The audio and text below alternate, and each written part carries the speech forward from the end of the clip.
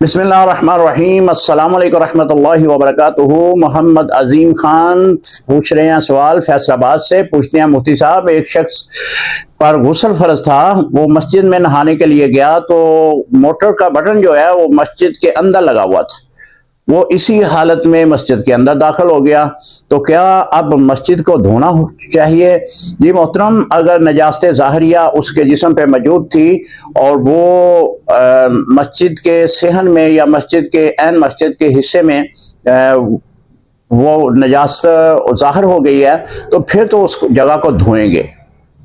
اگر صرف جنبی ہونے کے ناطے آپ سوال پوچھ رہے ہیں تو پھر مسجد دھونے کی ضرورت نہیں ہے، البتہ وہ شخص گناہ گار ہوگا کیونکہ جنبی آدمی کا مسجد کے اندر داخلہ منع ہے۔ اگر وہ اس صورت میں گیا ہے تو وہ گناہ گار ہوگا، اس سے اللہ رب العزت سے معافی مانگے۔